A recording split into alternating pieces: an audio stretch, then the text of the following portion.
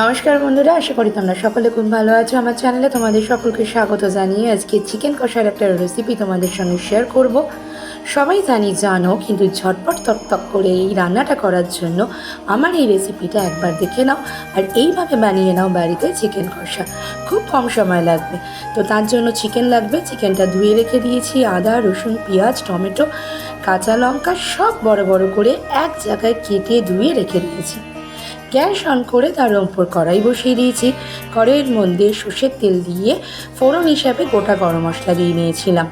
গোটা গরম মশলার মধ্যে ছিল এলাচ, দারুচিনি আর লবঙ্গ।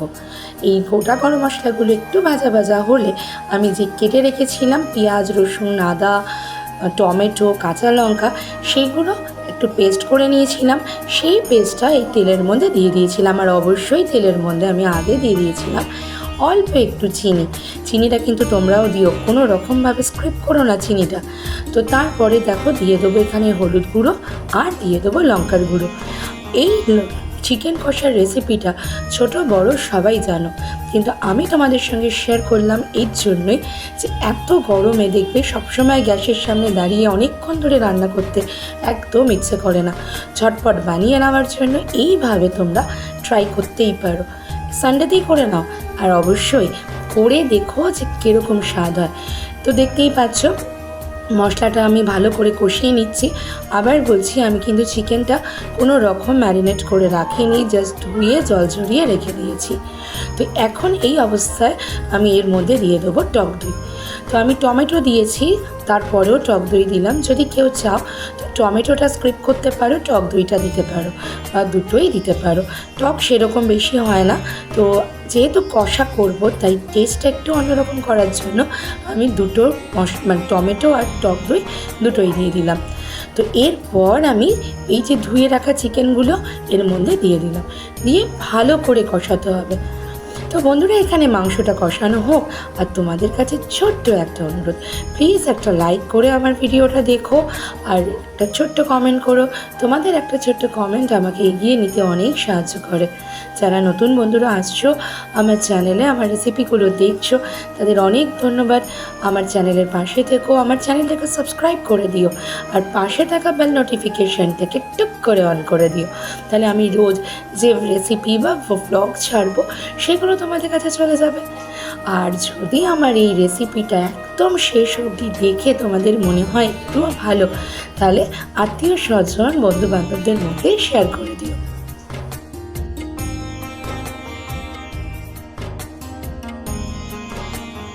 যখন রান্না করছি চিকেন কষা, তখন তো ভালো করে একটু কষাতেই হবে।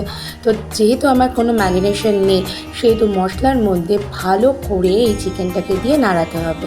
আমি কিন্তু এখানে শুধু এমনি লাল লঙ্কার গুঁড়ো ইউজ করেছি, কাশ্মীরি রেড চিলি পাউডার দিইনি। তোমরা চাইলে দিতেই পারো, তাহলে রঙটা একটু লাল লাল হবে। তো আমি যেহেতু কাঁচা লঙ্কার গুঁড়ো ইউজ করেছি, তাই ঝালটাও ঠিকঠাক আছে। এখনও অবধি আমি কিন্তু চিকেন কষার মধ্যে কোনো রকম নুন দিইনি, তার কারণ নুন দিলেই জল ছাড়তে শুরু করে। তো এরপর দেখো আমি একটু নুন দিয়ে দিলাম, একটু বলতে স্বাদ মতন। আর বন্ধুদের উদ্দেশ্যে বলি, অবশ্যই কষানোর সময় চিনি দেবে। যখন তেলটা গরম হবে গোটা গরম মশলাগুলো দেবে, তারপরে কিন্তু চিনি দিয়ে মশলাগুলো দিয়ে দেবে। তো তোমরা প্রথমেই দেখেছো, তো আবার আমি বলে দিলাম। তো এরপর তো একটাই কাজ, আমাদের ভালো করে কষাতে হবে। কষাতে কষাতে যখন ঠিক এই অবস্থায় চলে আসবে, তেল ছেড়ে দেবে, তখনই আমাদের বুঝে নিতে হবে যে আমার রান্নাটা একদম রেডি। আর যেহেতু চিকেন, সেহেতু সেদ্ধ হতে বেশিক্ষণ লাগে না, কষাতে কষাতেই অর্ধেক চিকেন গা থেকে ছেড়ে যায়।